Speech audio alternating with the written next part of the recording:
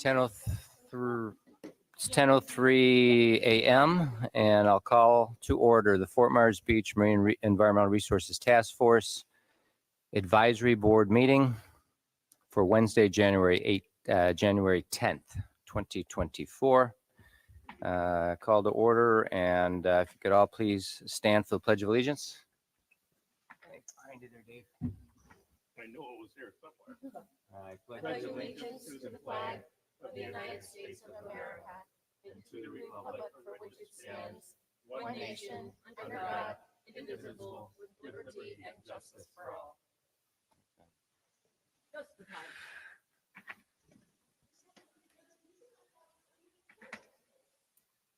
Yep, not quite ready yet. Not quite ready yet. Welcome, Rose. Time for roll call. So shall we do Mary roll Rose call? Valletta, present. Jennifer Rusk, present. Steve Johnson, present. Rose Larkin, present. Dave Nussbaum, present. Great.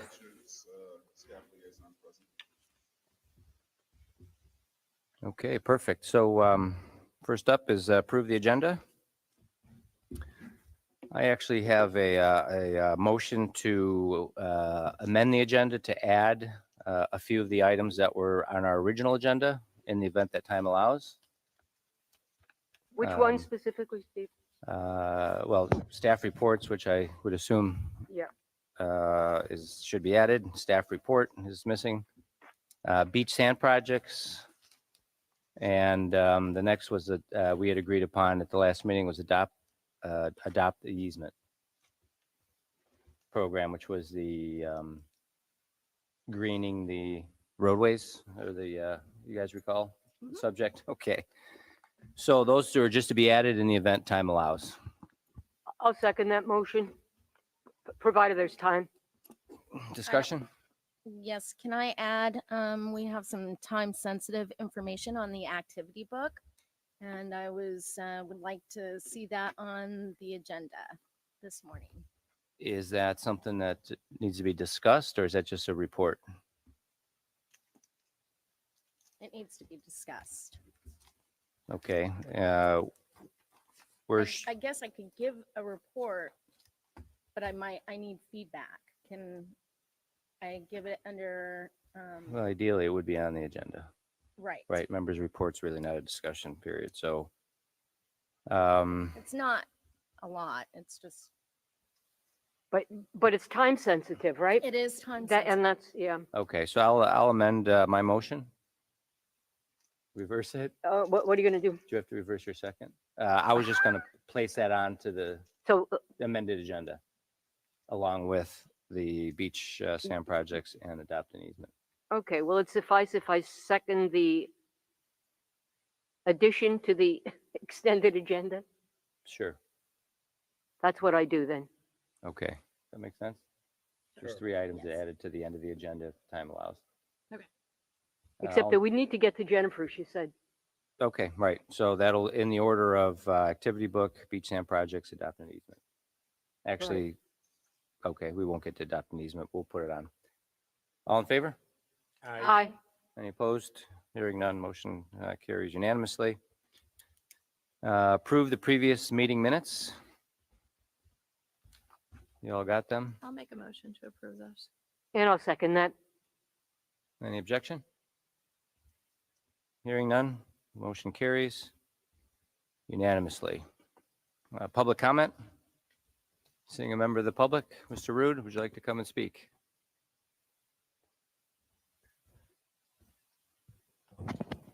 Ed Rude, 8150 Estero Boulevard. Good morning, members. How are you all this morning? Hope everybody had a good holidays. Good. I wanted to clear up just a couple of things concerning the sand spurs and the Australian pines, the confusion that seems to be surrounding these issues. After visiting with the property owners at the south end of the beach, the condo owners, the 3 condo associations, there was some concern on their part that the herbicide program was going to continue. I think everyone was aware that the previous council did approve the use of the herbicide, but that was the previous council and not the current council. And there was some question whether the current council would also be in agreement with continuing that program. And so my intention at the last MERF meeting was to make the MERF committee aware of it so that they could ask council if in fact they were in favor of continuing that program.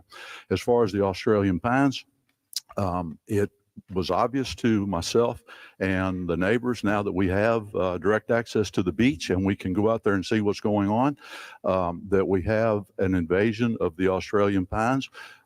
It has been going on, I guess, for a while without any interruption as far as getting rid of them. And that's obvious because there are some of them that are taller than I am. And so I spoke to Rebecca. She said that they would control them inside the critical wildlife area, but they had no jurisdiction outside the critical wildlife area. And she suggested that the town be made aware of the fact of the proliferation of the pines outside the critical wildlife area so that the town could act on that themselves. And then as far as the name of the area, Steve, you're correct.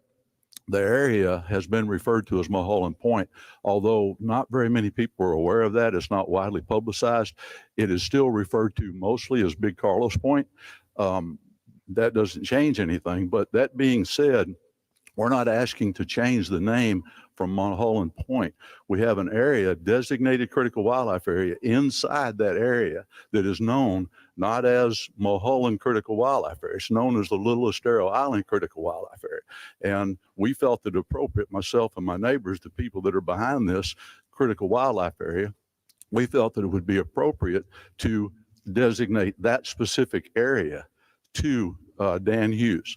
And in recognition of his service to the town and being one of the founding fathers of the town. That was simply the intent. So that's all I've got to say. Thank you. All right.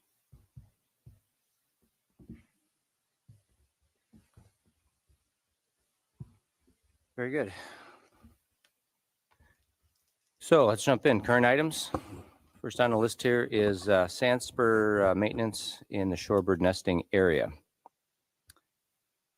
So this, just for your information, I did go to the town council meeting on Monday to ask for some clarification on exactly what the town council would like us to do.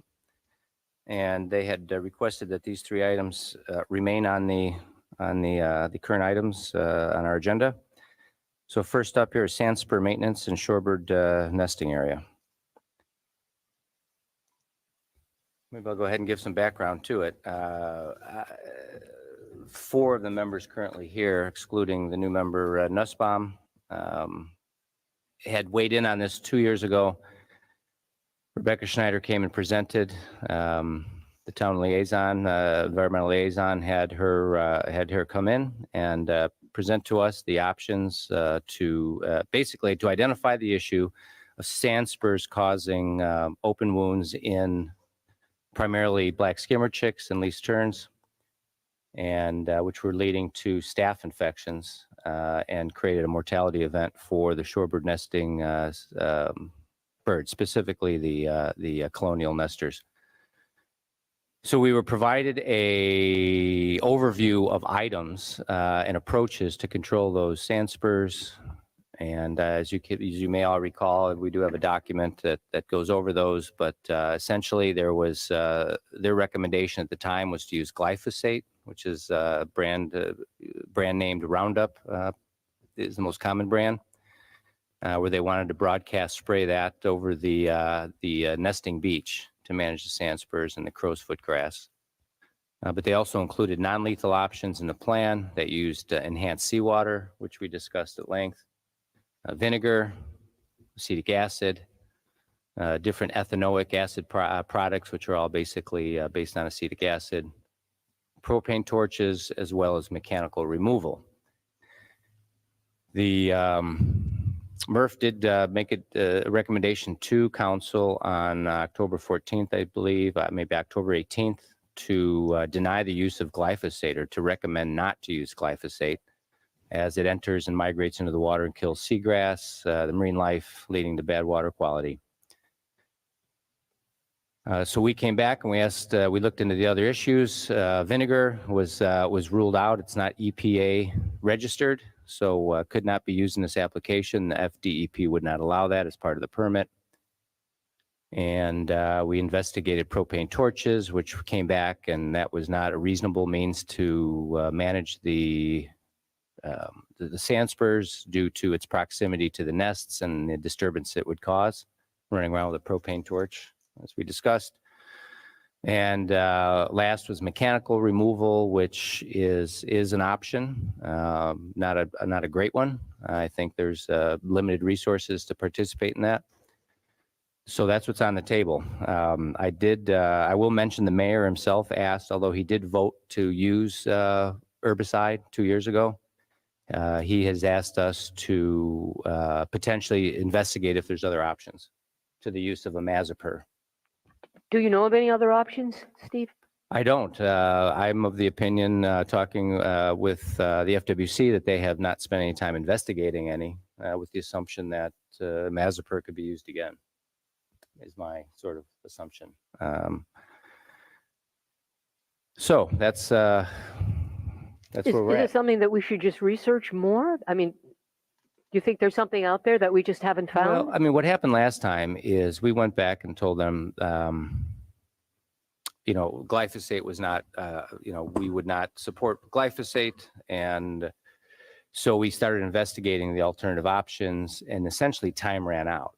Yeah. And so I the director called Councilman Veach at the time, and he brought it up to town council the next meeting because of time-sensitive needs. The spraying starts in April. And he brought it up at town council, and there was unanimous support for using imazapyr at the time. And that would have included current Councilman Adderholt, current mayor, vice mayor Adderholt, mayor, it's terrible, Allers, and also Bill Veach at the time. Is imazapyr actually working, or did it work when it was? It worked. applied? Yes, it did. Yep. I mean, looking at the spec sheet, we all reviewed the spec sheet for it, and it was found to be, its half-life was limited to a day or two in water. So that was one of its benefits, but it is a broadcast herbicide. And I mean, it's important to note that the treatment is only in the roped off areas of the colonial nesting beach. So this isn't going to be spread throughout the entire south end of the beach. It's specifically for the roped off areas. And, I even have a photo of it. Basically, the roped off areas, there's a blue dye in the herbicide, and that portion of the sand was dyed blue. The prescription for the use of imazapyr also included a second treatment if needed in September, and the FWC found that was not required. So then we're not going to give a blanket okay for everyone on the island to use this. This is just for this one specific area? Well, apparently that's correct. Of course. Yeah. I mean, I think basically our position at the time was that we do not support any type of broadcast herbicide in use in the EC zone. Well, do we agree that something is needed? Well, the downside is that if the sand spurs exist, then we'll have that, potentially that same mortality event with the chicks being ripped up by the sand Exactly, spurs right. themselves. And that was actually brought up by Edward at the last meeting, that if you pull them by hand, the sand spurs will grow back and still probably impact the chicks, while the herbicide may last a while longer in terms of inhibiting the growth of the sand spurs. Correct. I mean, the herbicide will destroy the sand spurs. I mean, they obviously not permanently, because they're back. But they do what it's supposed to do, and that is to eliminate the crowsfoot grass and the herbicide and the sand spurs. There is a critical timing on that you have to apply the herbicide before the development of the sand spurs on the plant. Mhm. Otherwise, you're just killing the plant, but the sand spurs are already there. That's right. So you have to actually, to use the cliche, nip it at the bud before they turn around and go to seed.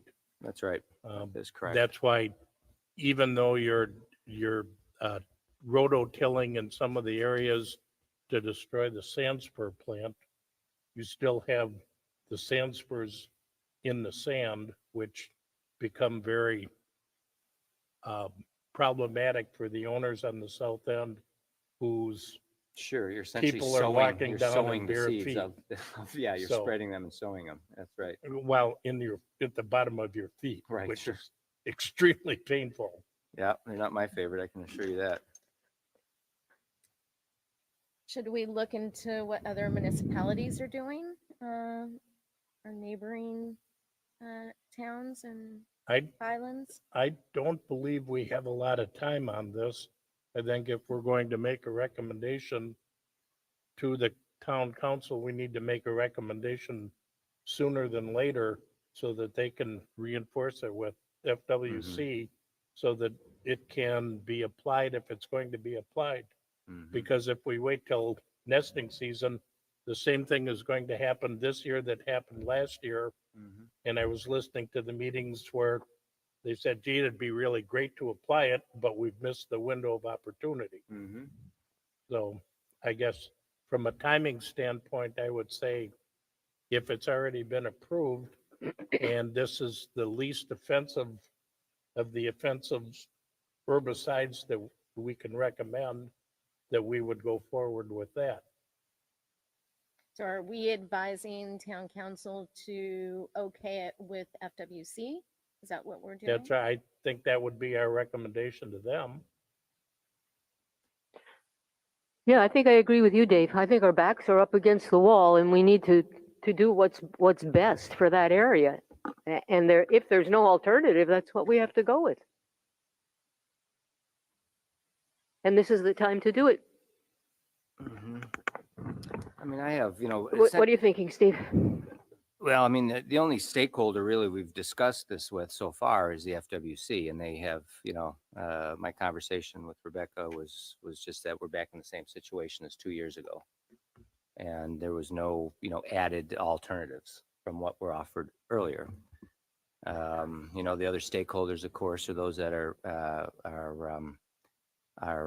part of the what is it actually called? The Carlos Beach Temporary Refuge Stewardship Plan. I mean, that's obviously a stakeholder. The other stakeholder is our liaison himself. The town is actually the primary stakeholder. So what is our environmental manager? Any comments, Chad, on the situation?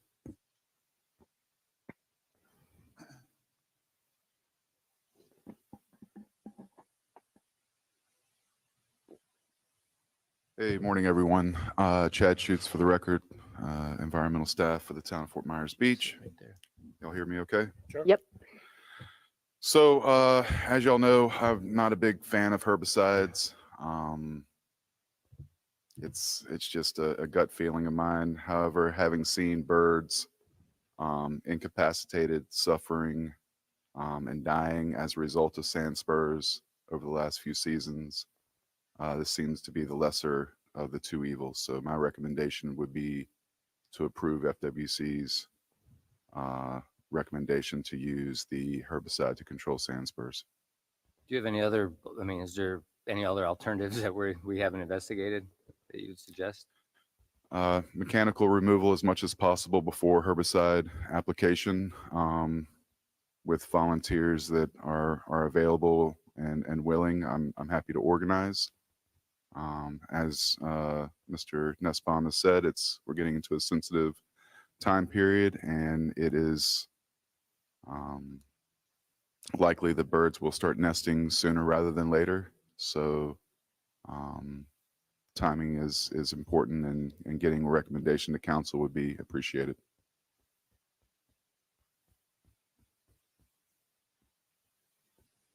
Any questions?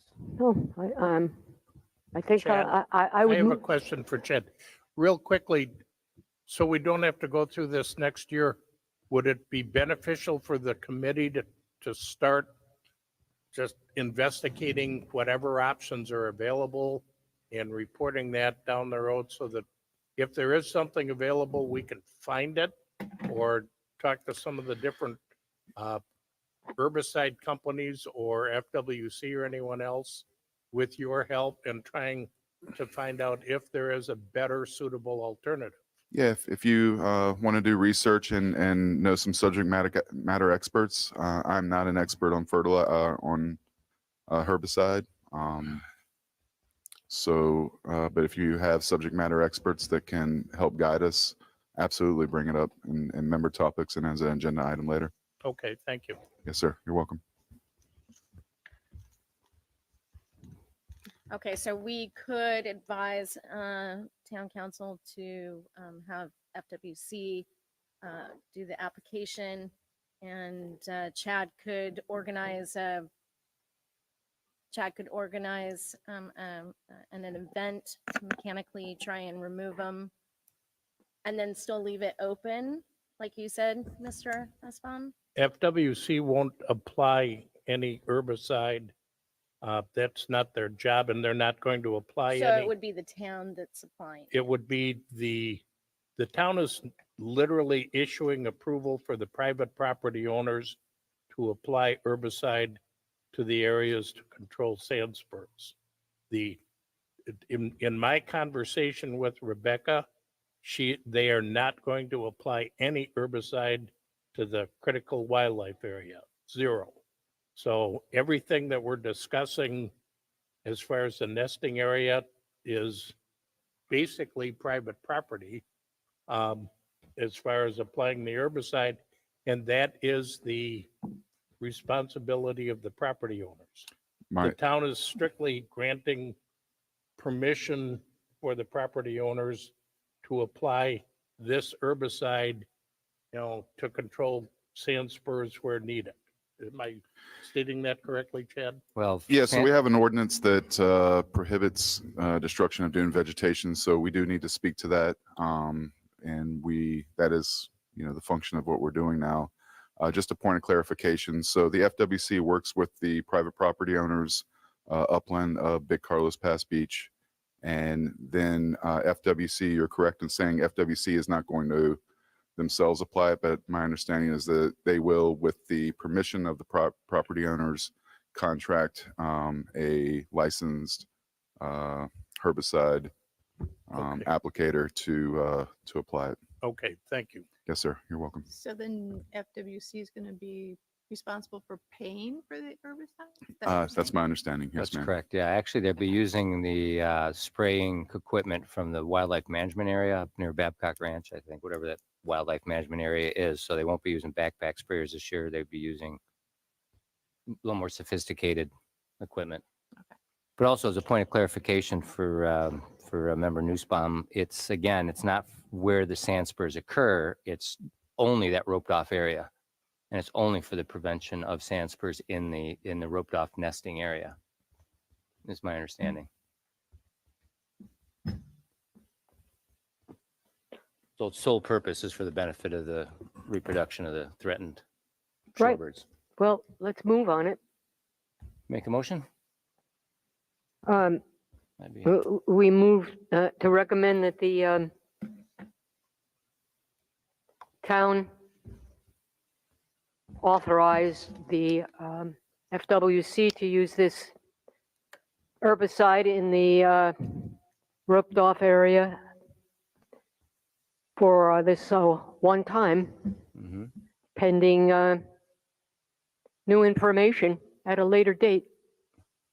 And also, no one else on the island is really allowed, although, that's my problem, is that it would seem if it's okay to do it in one place, people are going to think it's okay to do it other places. I'm sorry, that's messing up my motion, We get but I'm telling you that this is what's going through my mind. Mhm. Although I am making that motion that we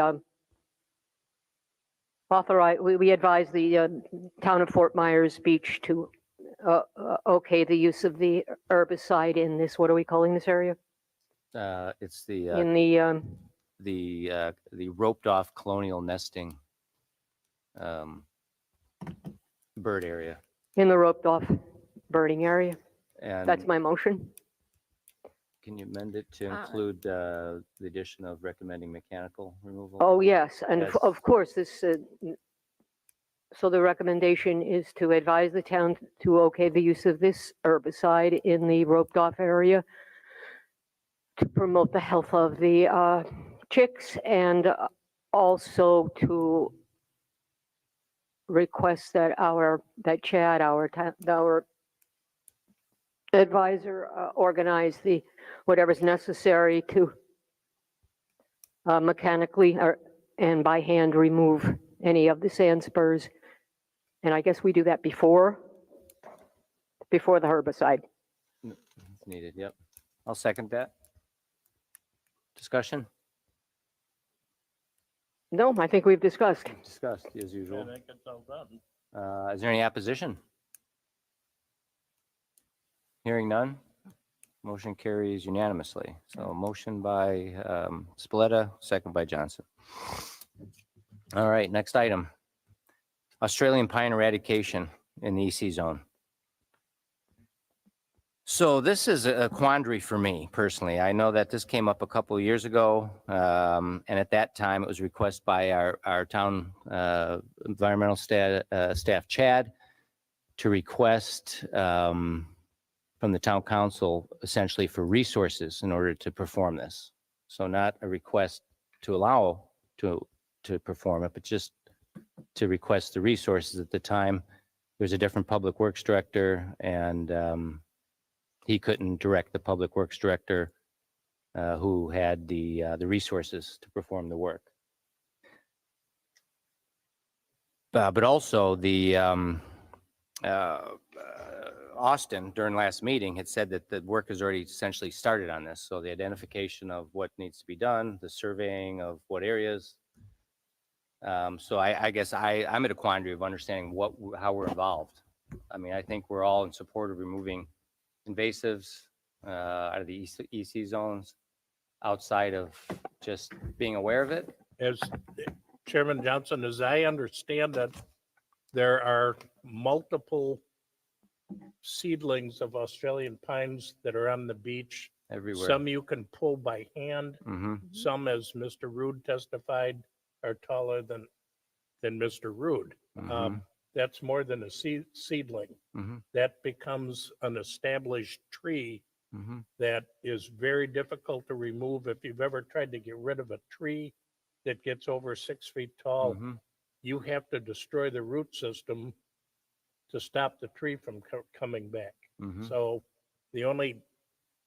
one of the more effective ways, other than driving a front end loader with chains and pulling the tree out on the beach, is to kill the root system with an herbicide. Once again, there's an ordinance on the town that says can't use herbicides in the EC zone. So we have to, what some of the property owners where they have established pines are saying, Mhm. we'd like to be able to use, for the town to okay permission to use an herbicide to get rid of the established Australian pines. That's as I understand the issue. And again, I'll defer to Mr. Chutz because I am strictly talking from emails that I've received from other property owners on the beach. So the request really is to paint the stumps. Is that correct? No, to treat the roots with an herbicide. Yeah, so shoots like shoots and ladders.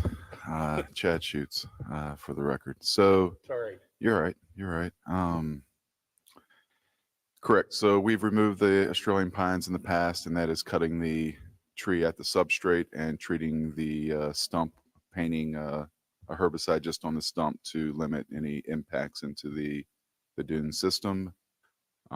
We are, or I am, organizing resources, staff resources to get out there before bird nesting season, and we'll be working with property owners and FWC to get that done. So it's scheduled. It's a project that's going to happen. I don't have a date certain.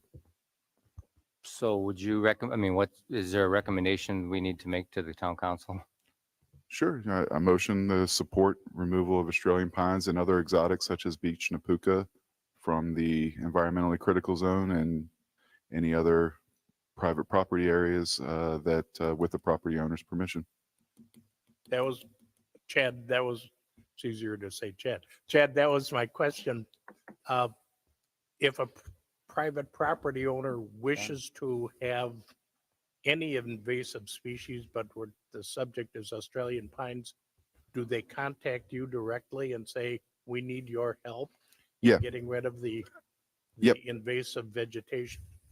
Yes, please. Okay, thank you. You're welcome. Before there's a motion or anything, I would, I'd like to say that I was surprised to see Australian pines mentioned because Australian pines were something that has been on the Marine Resources Task Force agenda for years.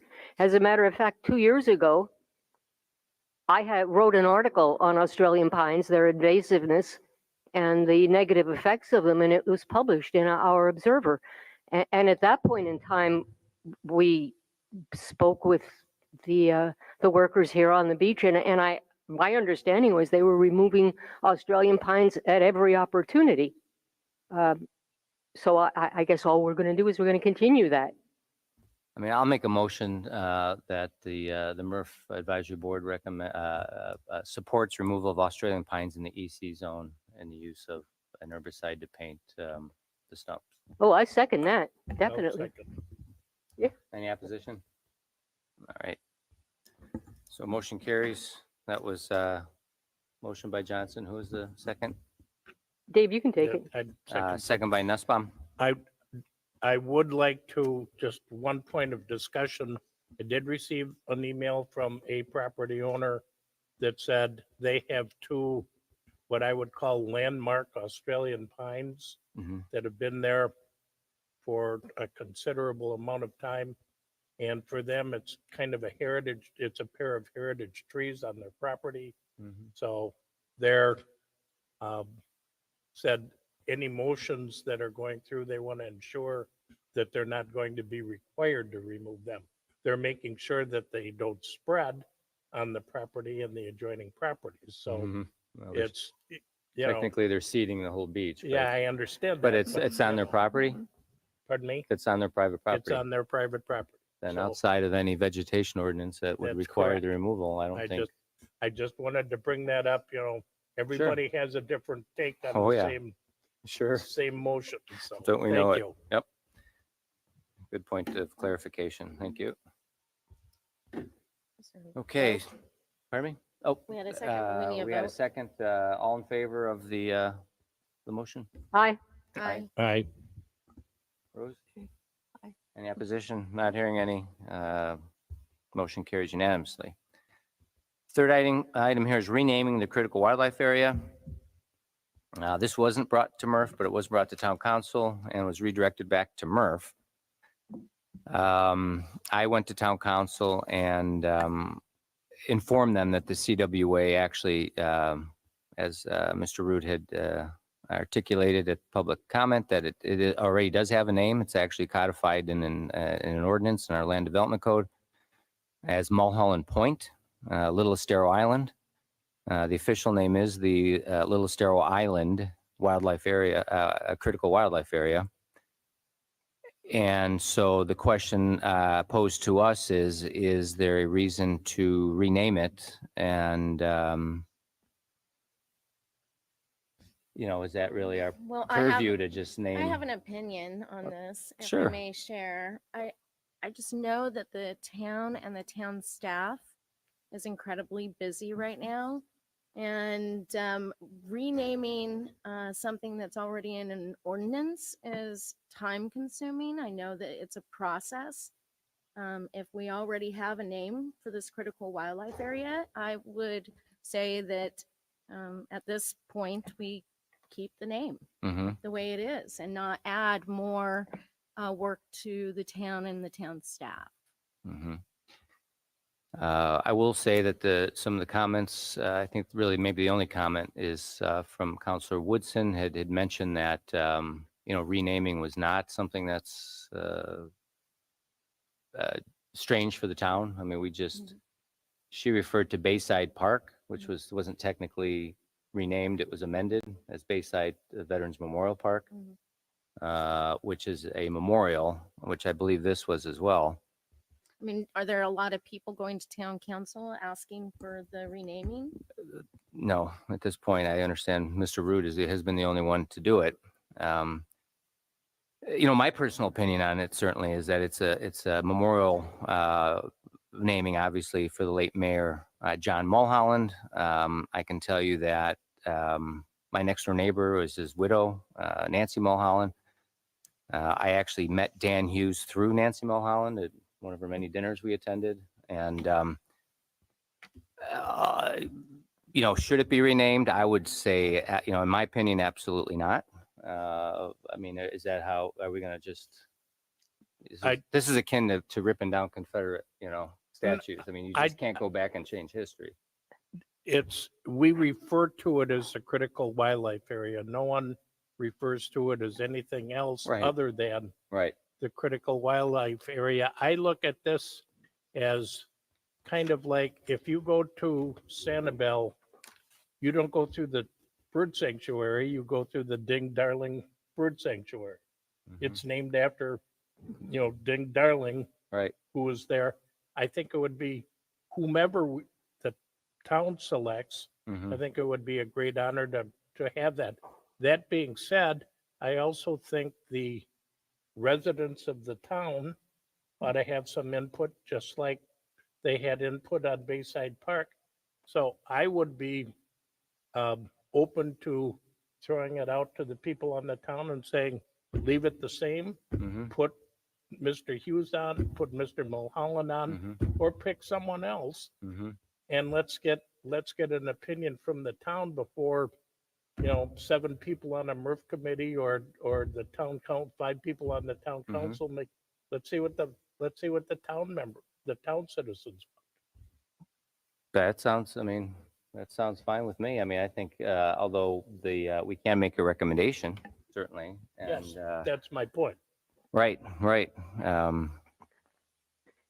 I've never heard it referred to anything except the critical wildlife area, and I like that name because it impresses on us what's the point in keeping that area sacrosanct. It is a critical wildlife area. And if everyone agrees with that, they can vote to keep it the same. That can be one of the options. But if it's brought up and we think it has merit, let's throw it out to the citizenry Sure. and see what they say. Okay, so If everyone agrees with you, then it'll be okay. Let's keep it as CWA. If they think it should be an honor for one of our founders, let's make it an honor for one of our founders. Okay, so It's- we advise the town council to put out what they did for Bayside Park, sort of a voting. And if that's the case, then maybe we should come up with the options, if that's what we want to do. I'm in a It already position. has a name. I'm in the position to make a motion that that the Murphy Advisory Board recommends not to change the name. However, the town is welcome to do what they want. I mean, Yeah. if they want to proceed and pursue that, that's up to them. But Yeah, I'd second that motion. Did you move that, Steve? I did discussion. I mean, that's just sort of, it's not up to us to just, really That's right. If town decide. wants to do it, fine. It's an asset of the town. Obviously it's state land. But again, I mean, that's my opinion, that we don't change it. Maybe you have a different opinion. But also that doesn't preclude the fact that if the town council chose to pursue that, they could. I mean, it's not, that's all we can do is advise the board. I mean, I don't. Okay, so we advise them that we keep the name the same.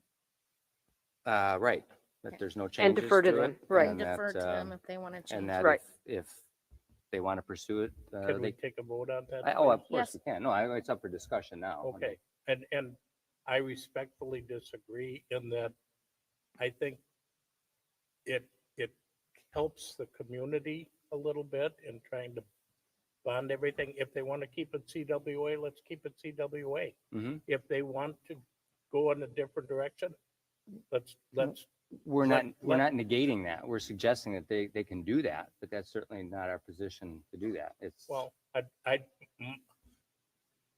my motion would be to recommend to the town council to investigate the option of changing the name and either pursue it or not at their discretion. no, that motion's not on the table. No, I Right, understand that. right, right, right, That's my personal thought. right. It's something, it doesn't harm anyone to open the door on it, Mhm. but that's me. Well, except maybe the late mayor, Well, I mean, technically, and his family. So that's well, let's. Is there any more discussion on my motion? nope. And we can let's vote on it. All in favor? Hi. Hi. Aye. I'll oppose. Okay, motion carries 4-1. So naming. So again, to repeat, basically, the MERTF Advisory Board is recommending not to change the name, but the council is welcome to pursue it if they so choose.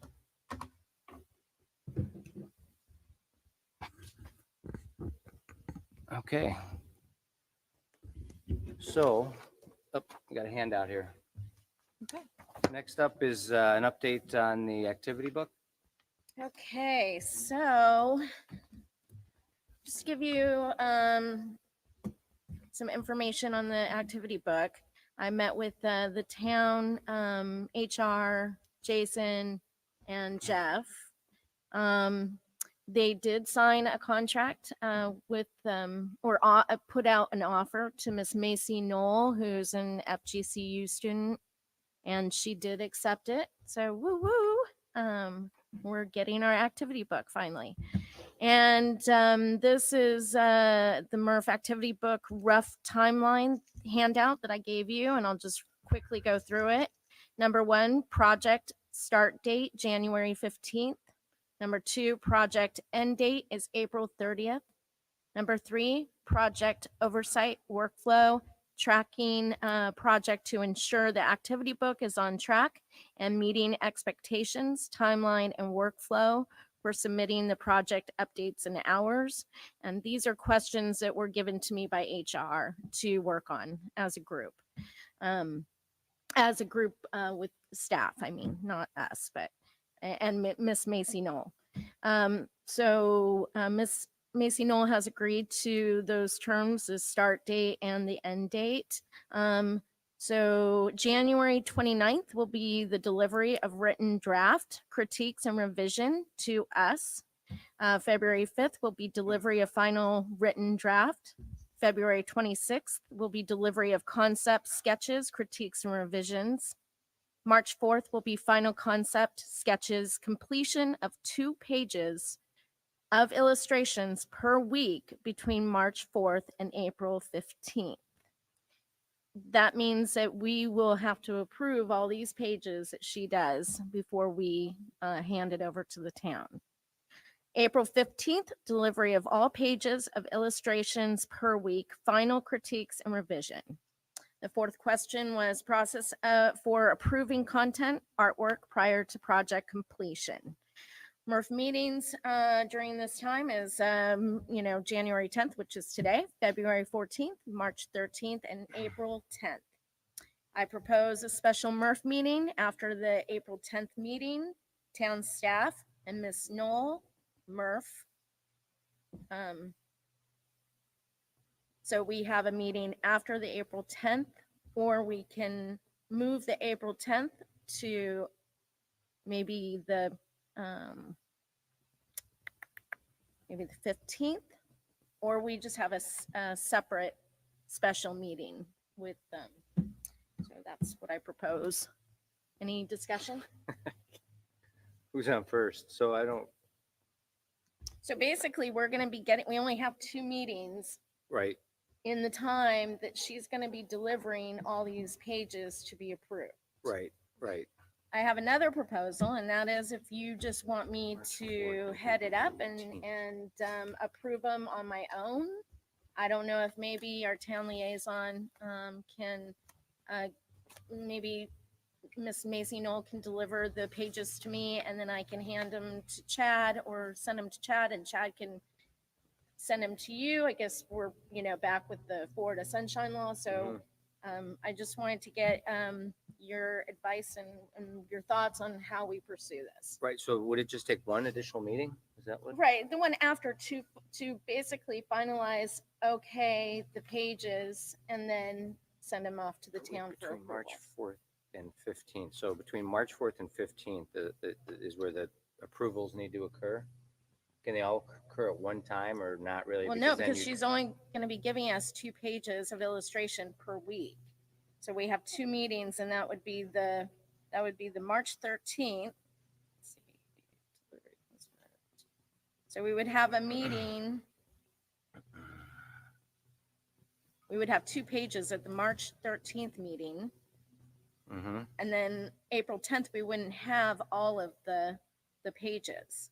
Okay, some pages. April 15th is the date that she'll be giving us. This is a rough timeline too. This has to complete by a certain date, as I can recall, right? Oh, end date, Basically, April we 30th? have to, April 30th is the end date of the project, which means everything's got to be approved through MERF.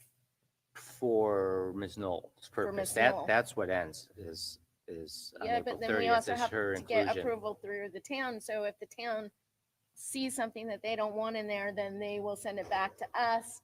And then we have to send it back to Miss Macy Knoll. Not that the Okay. town would, see any issues, but, they're going to be putting their logo. It's got to go through a process. Sure, I understand that.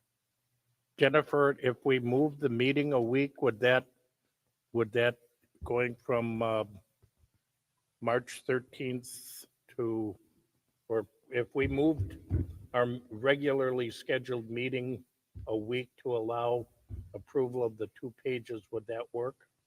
So we would be moving the meeting, say, for example, the final day that she will be handing over the last 2 pages would be April 15th. So our meeting is April 10th. So if we moved it up a week, say the 16th or the 17th, just to give it an extra couple days. I would recommend to the committee that we move it the week and allow it rather than having an extra meeting. Now, this meeting would also include all town staff. It wouldn't be a normal, regular Be a MERF workshop. meeting. It would be more of a workshop. So that's why I was thinking maybe we just add a separate workshop. So, because we would have Miss Macy Knoll, we would have Jason Green, Jason and Jeff. And whoever our town liaison council And person I would is. assume Chad as well. If you would like to participate, that would be great. So would one meeting then allow us to really complete everything? So that's where I. Not if there's corrections. Right, if We need to there's have corrections, time. That's, so I don't know. Chad, can I ask you a question? Are you allowed to, once these pages start coming in, are you allowed to email them off to MERF members for their approval or critique? And then send them back to you? So Chad Schutz, Town of Fort Myers Beach, if you would like to motion the MERF committee to advise town council to direct staff accordingly, you may. That is your purview.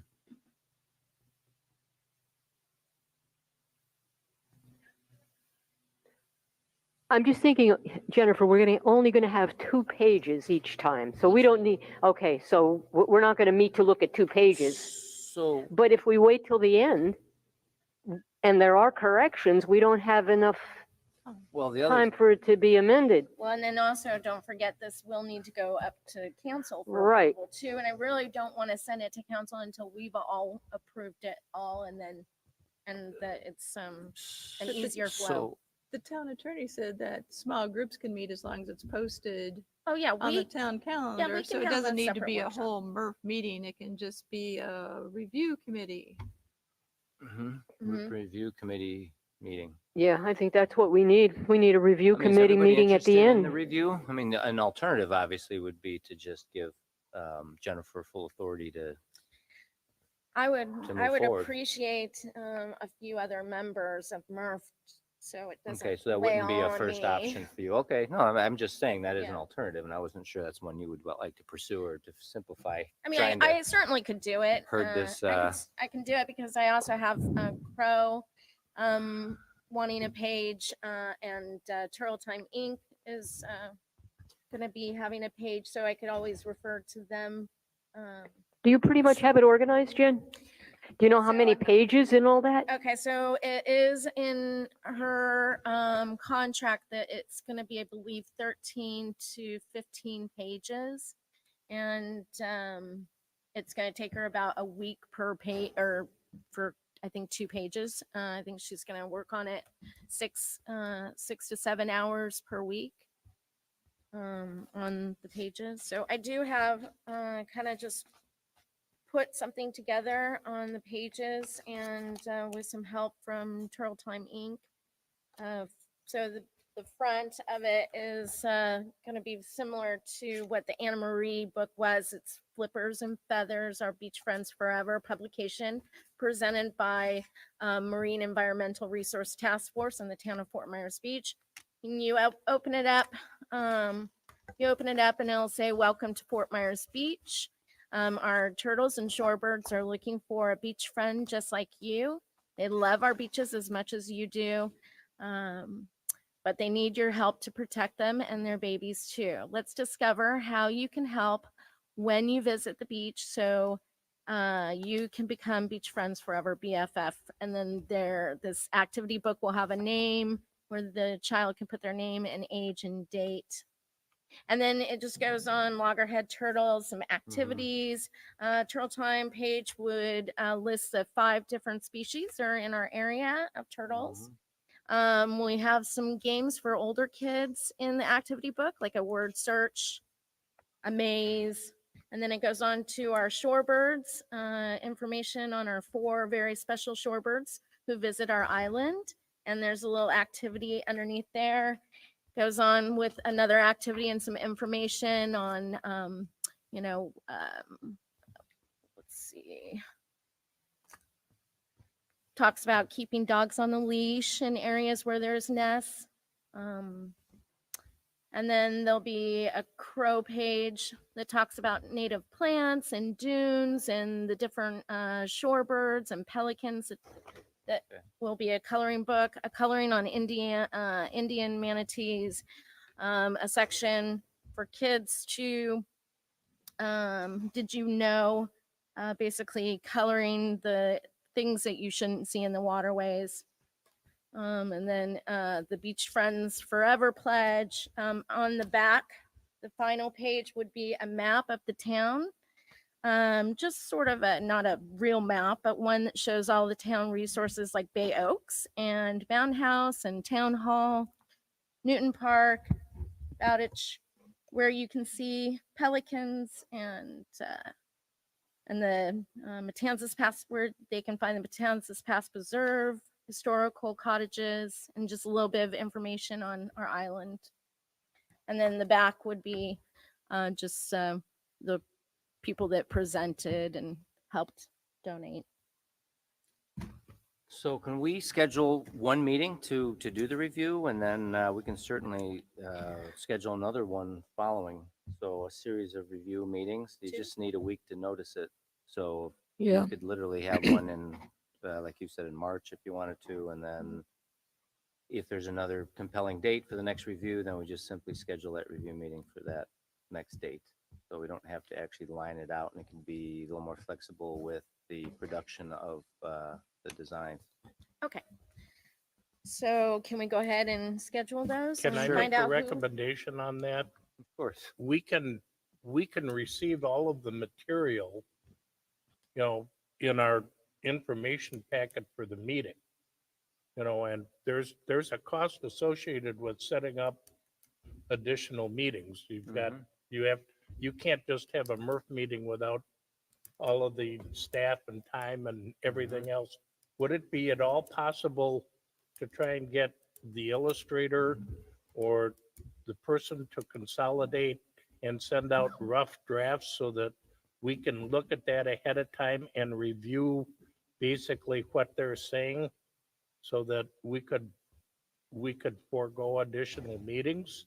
I'm just thinking of the resources of the town, and although it's, I'm just trying to keep the meeting times at a minimum. Right, so I like the idea of the 2 meetings, and again, as long as it's a workshop and we can meet in the town hall area with the staff.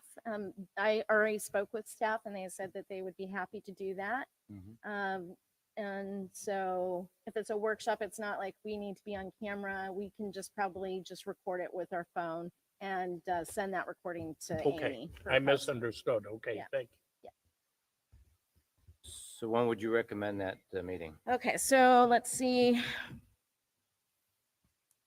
Okay, so February 26th. Okay, so January 29th, delivery of written draft. I pretty much have a lot of the verbiage in here.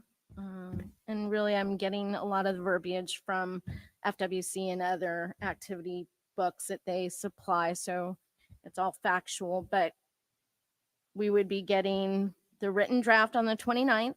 On February 5th, she would be delivering a final written draft. So we could review that at the February 14th meeting, Right. which is our normally scheduled meeting. Yep. Okay. And then February 26th, delivery of concept sketches. So then maybe,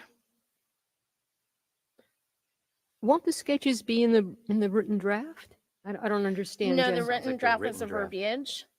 Oh, okay.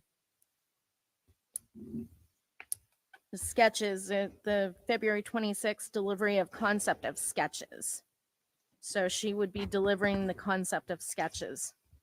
And then March 4th is the final concept sketches, completion of, so let's see. Can that be Per done week. to March 13th? So she has it March 4th final concept sketches, but then completion of 2 pages of illustrations per week between March 4th and April 15th. Does So make I have a sense, yeah. meeting with her tomorrow, so I will get clarification on that. So maybe we have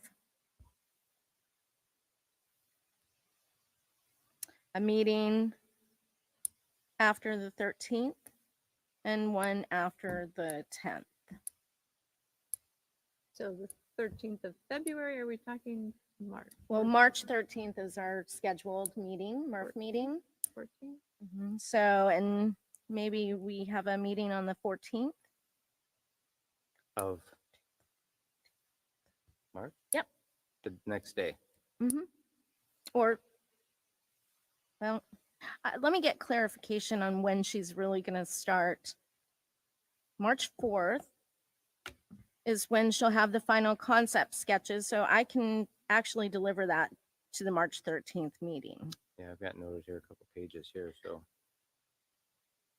I don't know. I think we should put you in charge, Jennifer. And then when you have the whole thing together, then we can meet and look at it. Well, I think we can move forward. At February 14th, if the delivery of the final draft is finished, that can be sent to us ahead of time and we can Mhm. review it ourselves. Right. And then we can bring comments to the meeting. Okay. Okay. And then Are come we gonna- March 13th, we can review then the available material then for whatever the 2 pages or however many are available then, but also then decide if, then schedule a workshop if needed. Because again, we only have to notice it a week in advance. Mhm. So as long as we have a week after March 13th, When is, what are the dates of the town council meetings in April?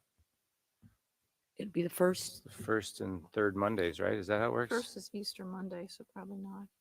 In what month? April. So it might not be. April would be the 7th. Does that sound right? No. here. I'm sorry, April 8th and April 22nd? Oh, you have it, actually have a school district of Lee County. So the 8th and the 15th? Very possibly. I don't Oh, know. the 1st, because the 1st it says Easter. Monday. So- Don't know. There you have it. April what? 8th and 15th. Okay. Not sure. We don't know. We The think. Mondays in April are the 1st, which is Easter, 8th, 15th, and 22nd, and 29th. So I have no idea. So really, we need we need to present what she has. We need to finalize and present by April 15th to town council. So if for some reason we only have 2 weeks for her deadline of April 30th. Well, there's two, I mean, if it's not Monday the 1st and potentially they move to the 2nd, I don't know how, if they do that. Otherwise, you've got the 8th and the 15th. So there's 2 more. When's the earliest that it's going to be done for us to look at? April 15th. Oh, that's the earliest. Got it. That's That's the the earliest. She'll be She sending won't have us a draft pages. before then? Right, she will be sending us pages, 2 pages a week. So, I mean, it's January now. I mean, do we have time to move into that to answer these questions about when they'll meet and schedule accordingly? I'm just And- saying that the last date is when we will have all the pages on April 15th. And we have until April 30th for her project end date. And we basically have 2.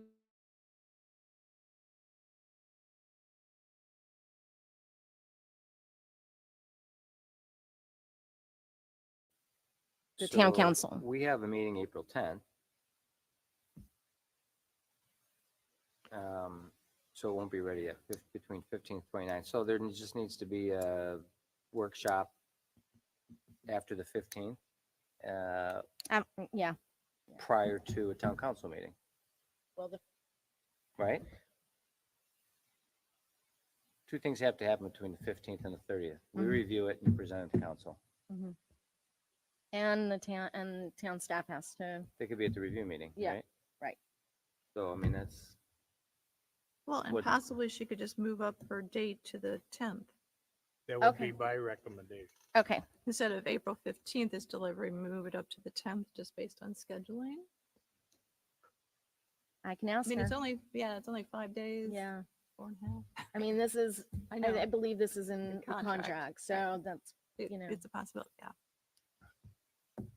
Never hurts to ask. okay. Okay. So April, have it by April 10th. So have the final completion of 2 pages of illustrations per week between, okay, so the final concept sketches we need by the 10th, hopefully. And then we'll, if need be, we'll schedule a workshop after the April 10th meeting.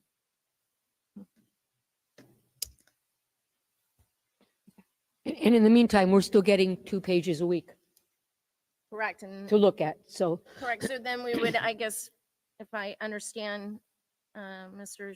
Schutz, he said that we could advise town council to direct staff to be able to share those pages in a packet. Am I correct in what he said? I think you just said we can request from town council to advise staff. Advise staff, yeah, Yeah, on to share to do those anything, yeah, I pages. suppose, yeah. but staff isn't going to, they're not going to have anything. Jen is the only one who's getting it. I would send it to. You're going to send it to, Chad, Chad, and and then then Chad could could then forward it. forward it on to us, but we have to go to town council and ask town council for if they could advise town staff to share the concept sketches and verbiage, With, sure, with who? share it with the members before meetings. Well, they can send it. I mean, it's Oh, they not can send something, it? well, I mean, yeah, as long as there's no discussion. To us, I mean? Yeah. Yeah, they can send us they can send us anything as long as there's no discussion between members outside of the meeting. Is all, right? But it would be something that's up for discussion. I don't know. Yeah, I mean, there's no problem with that. Our attorney Voss came and said, hey, as long as, you're not talking about between each other outside of the sunshine, then you can send anything you want. I mean, she opened up, actually liberalized our sunshine law versus the So previous town council. I can send you all the sketches? You can send the stuff all you want. Oh. Well, now That's make my it much understanding of easier. what she visited with us and said, you're welcome to do So, it. but any input. As long as you copy Right. the clerk. So any input that you may have, you just have to hold You have to on wait that until- and wait yeah, until Right, it's- there's no reply alls, it's just content you're sending. Well, that would make it a lot easier because then at least you would all have that instead of just. Right, we can make our notes on it Yeah. when we get together, boom. It's not a matter, it's not a matter of reviewing it at the time, it's just a matter of sharing your thoughts. Okay. Yeah, I'll bet if there's anything we have to say, it's just going to be a minor correction on a page. Yeah. Yeah, that Yeah. sounds. Okay. Well, that, The toad Makes needs it to be a little bit bigger Yeah, over here. I don't know. Yeah, The things like photo, that. Right, okay, good. Okay. So, very good, thank you, Jennifer. We're pretty excited about the activity book. Yeah. It's gonna So be a lot of you're going to fun. send us the pages as you get them. As I get them. And so I will be sending you the pages of delivery of the written draft. I'll send you the critique and revisions. I'll send you the final written draft. And that would be the 5th. And we could discuss that on the 14th meeting. The 26th of February will be the concept sketches. And So in other words, as you get the pages, you're going to share them with us. And then when we have a regularly scheduled meeting, we could always talk Mhm. about it then, exactly. or we it- could wait it- until the end. Right. Well, yeah, I think it would be best if I share them with you. Right. And then, but we still will need that to have that that workshop after our 15th meeting. Or Right. 10th meeting, sorry. But The we can- April 10th. We can wait and schedule it then when Right. everybody will have their We'll have some. Input. agenda in front of them. Yeah. That's correct. Okay. We knock that one out. All right. So we obviously have some time here. So let's move on to the next one, and that is beach sand projects. And this has been put off a couple of months. And how can we start this? Actually, we haven't really been asked to address this, during the entire time of really any of the projects, but there's currently 3 underway and potentially 4. There's one on the docket that I learned about on Monday.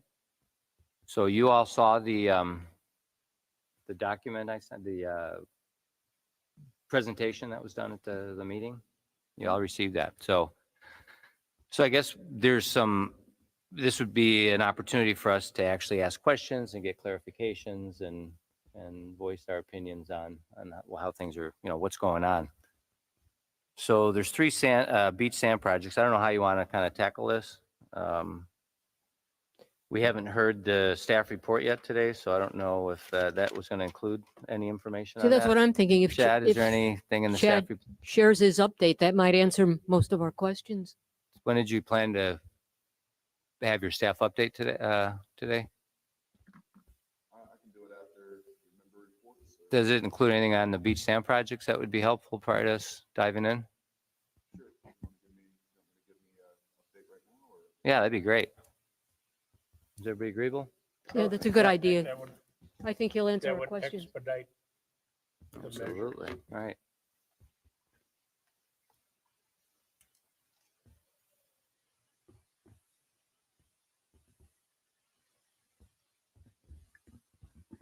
For the record, Chad Schutz, environmental staff.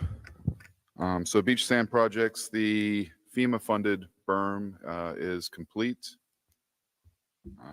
We are going to be opening bids for the FDM funded truck haul project today at 2:15. The caveat with that is we have not yet received a contract from FDM to fund that project, so we're still waiting on the state's legal to issue that contract so we could award it if the bids come in within the budget. As y'all may have heard, the renourishment project, it was the engineer's opinion of probable cost was 22 million. Both bids were north of 36 million. So that project, as bid, was out of budget. So staff is working with the coastal engineers to re-strategize to get sand where we need it before hurricane season as much as possible, including the north end of Estero Island and R204 around Leonardo Arms, where it is highly erosional.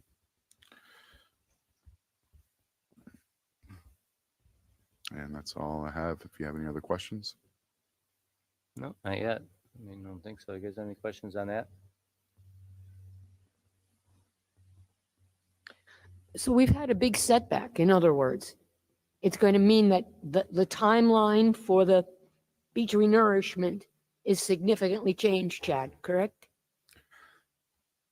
Yes, ma'am. So it is a setback. The FWC is has a zero take policy, meaning they would not allow us to abate the birds in the critical wildlife areas after March 15th. So we are going to have to wait to do the CWA portion of the project after September, or perhaps even after November, depending on what the regulatory agencies allow us to do in the CWA after shorebird nesting season. So we would be hopefully starting, getting the new project scope out to bid soon, and hopefully starting late spring, early summer on the north end and working our way down, and then tailing off on the south segment CWA portion of the project on the tail end rather than doing it first. What about the dune plantings, Chad? That would Is that happen- still on the list? Sure. Will it start soon? No, ma'am. It's going to be after the project, after the sand is placed. So all of the sand that we've just trucked in is just, it's Just got no preparing. planting on it for another year? A year may be a bit long. Again, we plan on wrapping up in late summer, so around that time. Thank you. So Chad, I had read that, as part of the, is it a FEMA document here that said that it would appear the town committed to planting a 10-foot wide strip on top of the FEMA berm.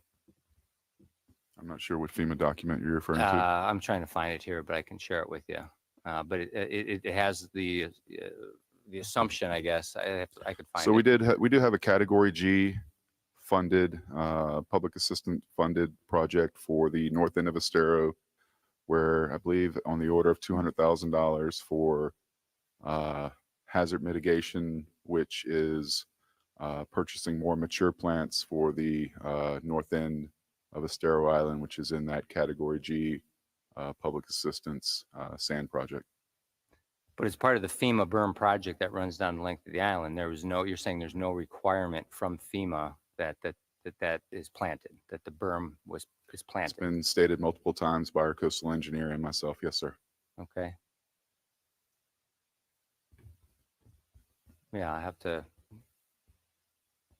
to review that to see where actually I got that information. So it's not a requirement, but is there any intention? Because there was actually money available, correct, for those plantings? Yeah, of course, there's an intention. We have our dune management plan, and we're fully No, for committed the to. berm. For the berm. It's the berm is going to be a small 2-foot hump whenever we add all the sand that we're going to be adding to the beach. So it will be planted. The dune system will be planted in according with the dune management system. Mm-hmm. So another question I have is so the questions I have really are more about probably the truck haul project, which is obviously you said is about to go out to bid. Is there an intention to cover any of the dunes as you identify these scours that are shown on the plan.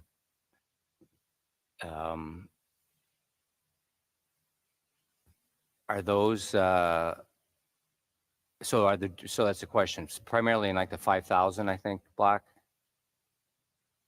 Only the scours. We're not going to be covering the dunes in the They won't, 5,000 block. so really it'll be seaward of the berm, more or less, in that area? Depends on where the scours are at. And those scours are perpendicular scours or those parallel scours? They come in all shapes and sizes. So so the question I have here is I know there's some properties, let's say two north or four north maybe of, maybe it's Flamingo. Is that property, it shows that as being a scour. So it's a private property running from the berm all the way up the length of the, the beach. So on the right side is all vegetation and dunes. On the left side is all vegetation and dunes. There's a single property that rakes, and it's severely scoured from the storms. So is the intention to actually place the sand into that private property, that lot? Yeah, so we're going to be placing sand on private property with the renourishment project, with the berm project, with this truck haul project. We've gotten permission from the private property owners. Well, So we will be placing sand on private property. Correct. so the plan, I mean, the plans for this, because the reason I bring it up is the berm was suffered, correct, from Idalia, and it's down below. It was Probably. overwashed, correct? Right, and the requirements for the berm were that basically that there was a berm armament that would be 6 feet above sea level. Is that what So there's a template, a trapezoid template that's about 6.2 feet above mean high water. right, and that's the that sand would be added to achieve that height. Is that correct? Okay, so because there's areas on the beach that were not eligible for the FEMA berm, Correct. specifically down south, and is that because that they were above that grade level? You would have to ask the coastal engineer. I don't believe it was because it was above that grade level. There's quite a bit of coastal modeling that goes into it. It's not as simple as that. Otherwise, we'd all be doing that. Because I So I can understand chase that that up truck with- haul project's actually going to build a dune where I should say a berm where the FEMA Correct. berm was not built because it wasn't eligible. Correct. We will Okay, be so- and connecting you're the saying FEMA that that berm was to not protect the because- upland properties. That was not because of the grade level. Again, it's a complicated coastal model done by the engineer. Okay, It was also on the 2000 block, kind Right. of near town hall, and Gulf. our intention is to put a berm there as well, Yeah. if the property owners would like it. All right. So, and with regards to the scours, let's say down, I guess, south of, in that is it 6,000 block?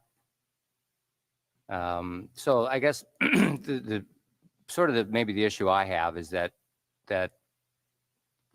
this project supports adding sand onto private, state-paid sand onto private property The project supports restoring the beach to pre-Ian conditions. to private property, and there's no benefit for the taxpayer. There's no resilience built into this whatsoever. Correct? There's no requirement to plant it. There's no requirement to, I mean, correct me if I'm wrong. There's no. I don't agree with that statement. In what way? I just don't agree with your statement, In what way? that it's not a benefit to restore the beach and dune system. That's a benefit for everyone. You can't restore just on the outer berm without restoring the inner berm. It's the same concept that we do with the renourishment. We're placing sand on private property The so that you're renourishment, restoring the so- entire beach dune system. The renourishment, though, comes with requirements, correct? One of those is that typically an ECL is necessitated, correct? Because that's state sand, so the taxpayer gets then the benefit of the land. At also- ECL, there's a document I can send you with the ECL, what's required and when the ECL is required. If you're placing sand above the mean high water, an ECL is not required. Erosion control line, Mhm. for the benefit of any viewers or anyone who's not familiar with the erosion control line, that becomes a state property line with previously submerged lands that remain state property after sand is added, making them uplands. Mhm. So in the case of the truck haul project, we are not filling in submerged lands per se. We're not filling in areas that are below mean high water. So an erosion control line is not required. So would you say that the inlet down on the south end is above the mean high tide water line since it fills I'm not with sure what inlet you're So the referring to. inlet that creates Little Estero Island down on Carlos Beach. I'm not sure what inlet you're referring to. So it's the one that the Gulf meets and feeds the lagoon on into the critical wildlife area. I wouldn't call that an inlet per se. Is that above the mean high water line? The last time I was there with the engineer, a substantial portion of that was above mean high water. Yes, sir. Mm-hmm. So it didn't contain any water. Just because it contains water does not mean it's not above the mean high water line. If it's contiguous with the Gulf? I mean, that's that. I'm asking. I don't know. I'm asking because you have We expertise. have water that ponds on our section of the beach, Yeah. and we're above the mean high water mark. We're above sea level. We're above the mean high water mark. When it rains, we get 2 inches of water. Because- That's retained water behind the mean high water mark. That's Same because thing with the lagoon. They're it's just fresh water. No, those are two completely separate things. The lagoon is fed by an inlet, and so the question, I guess, my question is that part of the truck haul project is to fill in that tidal inlet. Again, I'm not sure if I would classify that as a tidal inlet. I disagree with that statement. What would you say it is? It's a dynamic beach system that whenever you have the lagoon or king tide or something to that effect, where you have a major event and there are either surge waters that feed into the lagoon or Mhm. the lagoon filling up and outfalling into the Gulf Mhm. from time to time. But Mhm. an inlet to me is something that's more permanent. So, and also on the, I guess maybe in that same area, is that was the request also similar to, let's say, the 6,000 block? Dave, I know you can speak specifically to that. What request are you referring The to? request not to classify it as not critically eroded. Was that also requested at the south end of the island as well? I'm sorry, you're jumping topics. Now we're talking about what's critically Yeah. eroded. Right, yeah. So the state designated critically eroded shoreline is from Bowditch to Lanark, Mhm. as well as in front of the CWA. Previously, I think was it the whole island? And I know there's a request, it wasn't. Nope, it's never been the entire island. So we know We've this never had an ECL on our section, from south of Flamingo, correct? correct? Right, So there's no- we're part of the entire island. Right, but I believe that the question Never. no, listen what I have to say, that during the renourishment project that was originally classified as critically eroded, and I believe that the homeowners there had requested legally that was removed as, There was an ECL that was established on the south end of the island, and it was never used or utilized per state law. The homeowners got together, petitioned FDEP and FDEP, and said they wish to have the erosion control line removed from their property, which it was. It was all legal. They hired an attorney. It's all in the state statutes. It's all a matter of record. They had an ECL on the south end of the island. It was removed by, I don't know, probably 10 homeowners down there. right, because there wasn't, I believe it's because there wasn't a survey done. that the No, s- it's not a survey. It was never utilized. The state was required to. Sand was never brought in. The So ECL that- was never utilized. But Correct. that's- The so that's requirements not to the establish an question. ECL were not obviously satisfied, and that's why the state rescinded it. So just to remind everyone, we're supposed to be out of here at 11:30. So if you want to wrap up your item, we have Yeah, another I meeting think coming the in. next meeting's at noon, I think. Correct. So Yeah, we we're were aware- asked to wrap up at 11:30, we're aware please. of that, okay. So, good, we'll just, I guess, leave this on the agenda for next meeting. I don't Yeah, know. just so everyone's clear, we're not putting any sand above mean high water. we're going to be in conformance with the emergency final order. Well, I mean, I think the question I have is, and a potential recommendation to the town council is that the sand is sort of being used to take care of private property without any form of resilience being added Again, to our it. project is to restore the beach to pre-Ian conditions. I know there is a want to let everything go natural and No, I'm be as it suggesting may, but potentially the use of that sand would be the better off. intention of the project is to restore the beach to pre-Ian conditions. So that's, there's still a lot of the beach that is not at pre-Ian conditions, is my point, I guess. So, Correct. And we So- are aware of that. so there's also other requests from, let's say, up north that came up at the meeting that let's say Best Western and some of the northern properties would also like extra sand. Correct. So, And we are using our funding to address that issue. so this hope for additional truck haul project that you're pursuing, it was going to be used for that purpose. So the FDIM money does not allow us, states don't allow us to duplicate benefits. So we have different state funding for up north. Mhm. We're not necessarily allowed by, my understanding is we're not going to be allowed to use FDIM money where we already have state funding or without being able to describe that in legalese. That's the gist of what I'm hearing. So again, we have a category G funding to place sand up there. The intention was to combine that with the renourishment project. That has gotten complicated and we are re-strategizing to get sand on the north side as soon as possible. So you're saying that this current truck haul project, although it was, your design was to take care of these other areas, that excluded the ability to reestablish the berm that was knocked down during Idalia. We're waiting on the contract to see exactly what is excluded, but that's my understanding that the FDIM money will not allow duplication of funds, which includes placing sand in a state-funded renourishment area.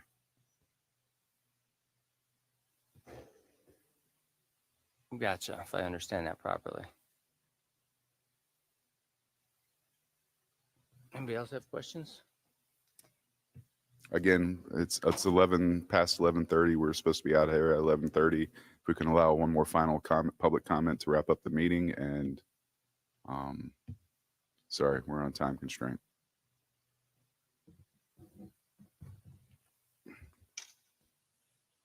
Questions? I have none. Oh. Time restraint, Right. Well, let's move along. We can take this up again. So let's move on to members' items and reports. Yeah, I have something, but it's going to take me more than 2 or 3 minutes. So I don't know if I should even go into it. Go ahead. And you'll see why when I pass this out. Whoops.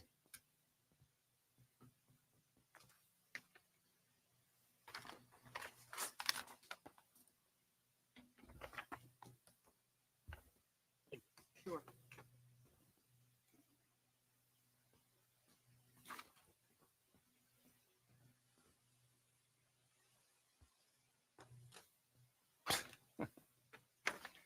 Take your 10 minutes to pass it out. It's from last night.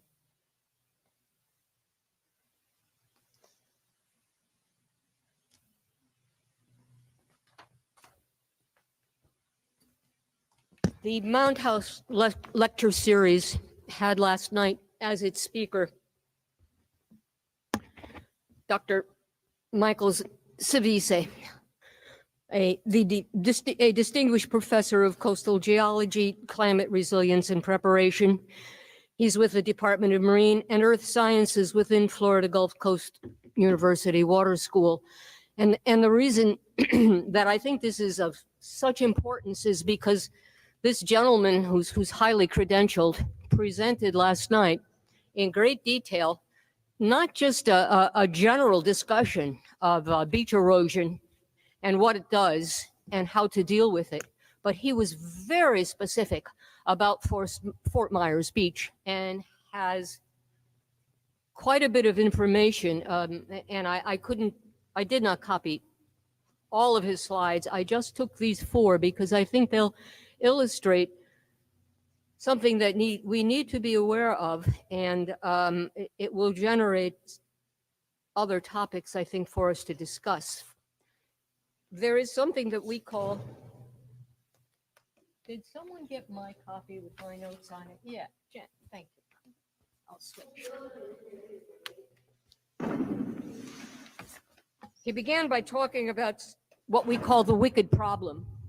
And the wicked problem is something we're all aware of, that erosion is not a one-time thing. And every time we get a storm, there's potential damage to our beach. It becomes more and more expensive to repair that damage. Eventually, government agencies are going to be sick of paying for it, and they may in fact not have the money. So it behooves us to look at the situation, our specific situation, and come up with best practices to deal with it. So if we look at these pages that I have on the first slide that I copied there, shows us the different types of erosion, and you can look at this at your leisure. But then if you go to that second page, on the bottom of the first page, we specifically can look at the numbers for the 5 sections that they divided Fort Myers Beach up into, and see that the erosion was the worst at the center of our island. By the worst, I mean the most severe. And they measured the surge height after the storm, and then they took the mean foredune height and did a little bit of subtraction, and you can see that at Newton Park, there was almost 6 feet of water over the dunes. This is because of the shape of our island and the fact that this middle part of the island is always going to have the greatest impact from storms. If you go to the second page, we're thinking not only about flood surge here, but a lot of the damage on Fort Myers Beach was done by the ebb surge. And the ebb surge, when we look at the slides that were presented, is the most at the accesses. So we need to very carefully look at the accesses, because as the water recedes, it has more power than almost as than when it came in, because it's in such a narrow area. And so when we renourish, we need to be aware of these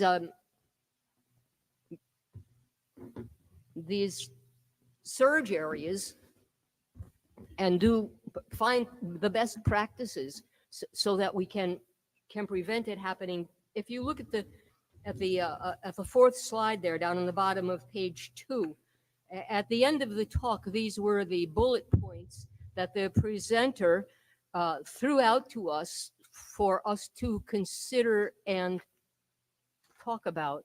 And so what I'm suggesting here is that we, at our before the next meeting, we all look at these and see which of them, if any of them, we feel would be of value to discuss and possibly advise the town.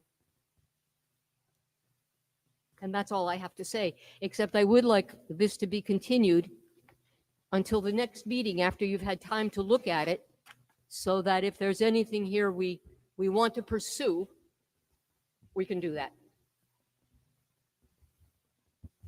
Anything else? I would like to recommend that gets shared with the town staff, and he share that with our coastal engineer, so that he can look at it, and that way we've got a professional opinion looking at it that's from the staff Sure. and can advise us on it. Thank you.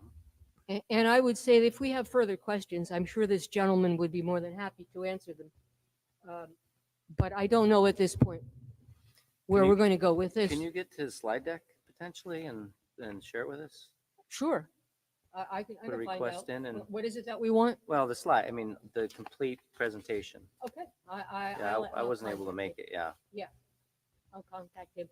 He was very knowledgeable, and the thing that impressed me is that it was specifically our beach.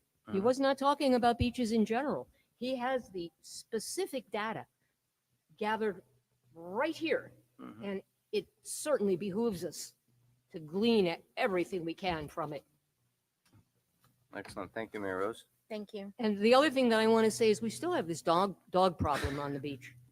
We still Yeah. have it. It's terrible. People know that they do not have to keep their dogs on lead. All they have to do is keep their eye open for code enforcement. And when they see code enforcement, put their dog on the lead. Mhm. That's it for me. Okay. Jennifer? Nothing today. Thank you. Nope, nothing from me either. I'll hold till next time. In the interest of time, I pass. Excellent. So, public comment? No more. Nope. Okay. Murphy Award. So last month, actually, I never received, and I wasn't sure in the end who was supposed to send it. There was I am, and I actually, Well, you guys decided together that for the two. Yeah. The two. It was the lady who yeah, I have the Donations. pictures. I have Okay, it, so okay. I will get that to you today. Okay, perfect. So that we don't need one, or we do? Does somebody have a Murphy recommendation? I don't. I do, but I'll hold it for next time. You sure? Okay. Okay. It'll any, keep, Jen? Well, Okay. it's the library, the artist who is mural? redoing the mural. Oh, good. Yeah, the library will still be here. Good, we can wait. All right, so since the other one was delayed, we'll move forward with that. Yes. And then on the shoreline spotlight side, I've received it actually from Rose already for the next month. So she's very, very early. So I think we're set there. Who's in the hole and who's, for some reason, I'm March. you're I'm March. not, yeah, I don't have it written yet. February was Bill? Okay, sorry. For some reason, I'm missing my sheet here, my shoreline, but I think I had given everybody their assignment, so. Okay, Bill's next. And next on the item is set agenda for next meeting. Shall we carry on beach sand projects? Definitely. So this is what we had slated for this coming meeting was beach sand projects, adopted easement, and as well as staff report. So I would like, I mean, I think we've all agreed and we've asked many times that actually staff report is a line item on the agenda like it is for the other advisory boards, including your other advisory board, Chad. It's actually listed as a staff update. So do we have consensus on that actually to not have to ask every month? Yes. Yes. Or amend the agenda to Right. include a staff report? Is that reasonable?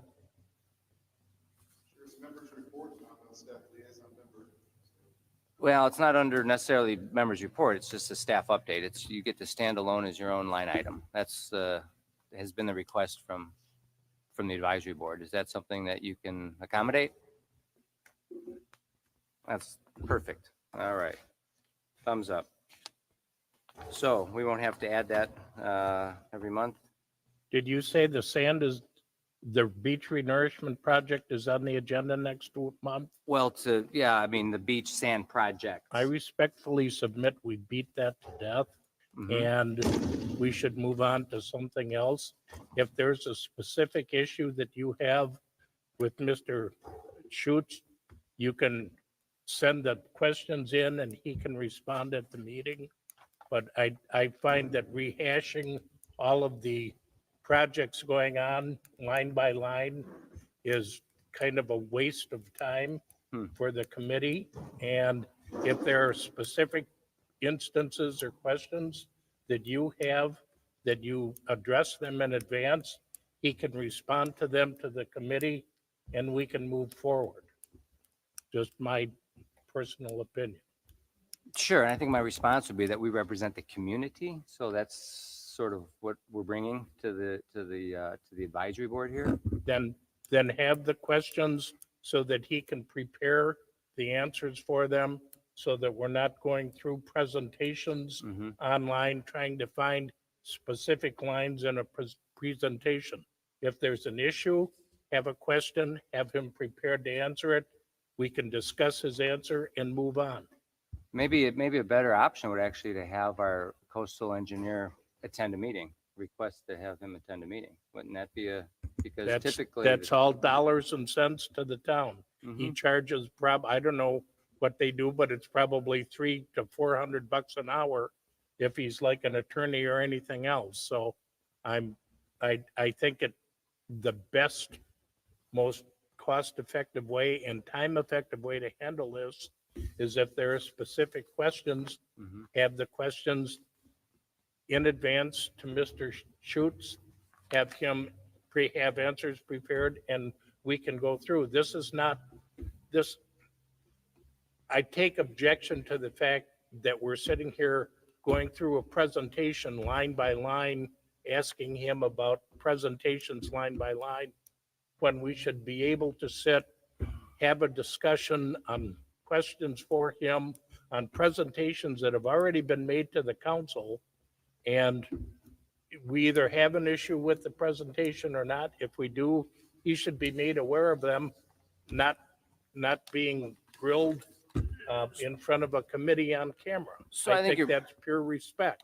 I think you're missing a point also about the advisory board sort of scope, and that is oversight to staff. We represent the community, and when the staff prepares projects and presents them to town council, they typically don't have all of the information. They're required on the spot to make decisions. And so our responsibility is to advise town council based on the community input and while providing oversight to staff, as they are typically not members of the community and are paid employees. You're the chairman. I voiced my opinion. Thank you. Yeah, as did I, and we have that that luxury to do that here. So that's perfect. So And There's the- to be honest with you, I sometimes need this information to be able to ask the questions. How do you know which questions to ask unless you have the information? So let's move on then and continue to put the agenda together. So the question is should beach sand projects be remain on the agenda? Yes. It's entirely up to you guys. I vote no. There's two. Well, and Jennifer? based on what Mary Rose Boletta just presented, it would be yes. And I agree That with has Ms. Larkin. Nothing to do with beach projects. That's a presentation by someone else. And Agenda. I beg to differ. This has everything to do with beach projects. So it'd be interesting to see if those recommendations are in alignment with our current plans for beach projects. This is about the resilience of the island. I mean, if we continue to encroach and we don't armor this island, it's going to continue. We've already got flooding, unprecedented flooding due to overruns of the beach into the sewer system, into the stormwater systems is contributing.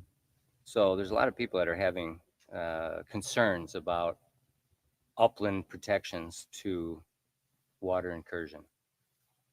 So I think it's a very topical item for our island right now in its redevelopment. So That's exactly right. And that's why I would say to keep it on the agenda for next month. all right, I think I heard Yeah, I agree with consensus Jennifer. with an opposition from advisory board member Nussbaum. So sand beach projects, And we need to do the written draft of the activity book. the activity book, Mhm. written draft activity book. And then as recommended by town council, this adopt easement project they still want us to move forward on. As you can recall, I mean, that's what I'm calling it, adopt an easement. Is that a good name or does somebody have a better name? review the easement. Well, I'm parking- not sure adopt is the Well, We're reviewing the easement to see what changes can be made. And again, this is per the property owner's I think input. the concept was that the property owners would adopt that area and manage it versus, because otherwise it becomes the town's responsibility to manage that strip, Oh, is what I was talking about. okay, So like on the north end, which I still haven't looked at, somebody sort of adopted it. Councilman Adderholt said, well, maybe we can have people, fine. that sort of thing. So again, we didn't complete that, and I feel like we need to report back on maybe what we would recommend. So we can leave that on there. Again, by town council's request. And then And- possibly an update on that beach school cooperation. We have beach school, but also we had the meeting prior to this, we had compromised wastewater lines that we had moved up ahead of that. So is that, Mhm. do we leave that there? Or would you rather, is it more timely for the beach school? Has anything happened? No. So since that hasn't progressed, shall we leave that on there? The comprised wastewater lines, if we can even get to it. Yes, leave it on there. Does anybody else have anything more urgent? Dave, do you have anything that, Well, since we're very concerned about adding sand to the beach, I think it would be timely for us to pursue the option of having property owners create a 501c3 Save Our Sand function to bring sand on the beach, working in conjunction with the town and moving the sand to the scour areas or the low points of the beach, because that becomes a self-funding ongoing operation paid for by the tourists of the town. Because, and again, if we're looking at sand coming in, this is an ideal way to get the tourists to help pay for trucked in sand, create nesting areas for the turtles, and then have it go into the low areas or the scoured areas of the beach. how do the, So how do I the- think that's something we as a committee need to look at the options, pursue, and see if we can get support. We're gonna need support from the town, the state, and FWC in order to make the whole thing work. how does the tourists pay for the sand? There's 105 condominiums on the beach. Mhm. Every condominium has approximately 50 units on an average. That's 5,000 units. At least half of them rent. If Mhm. we had a $10 or $15, do you want to make a contribution to a 501c3 beach renourishment that will provide a nesting area for the turtles? And still, at the end of the day, we're going to take the sand and move it in to keep the berm or to keep the mean high water mark dune and the low areas filled in and prevent the areas from scouring. It becomes an ongoing operation. And it doesn't cost the town anything. There's some ordinance hurdles and some FDEP hurdles and some FWCs that we have to work through. But if we could get 200 truckloads of sand a year on the beach, paid for by people that want to do something good for their beach and for the habitat of the turtles and the birds on the beach, why wouldn't we want to pursue that? Let's just stop raking in that one area where your condo is. If we didn't rake in that area, we wouldn't need to truck in sand. So the question, I'm not going to get into that, but there's numerous papers, and I have one here, and I for the sake of time, a marine biologist that now works at the Chicago or the Georgia Aquarium wrote her master's thesis on the benefits of raking and sea turtle hatching, and it actually improves the success rate of sea turtle hatching. That's why we haven't had one nest that came to We had fruition. one here this year. That's, so, Okay, so- let's go.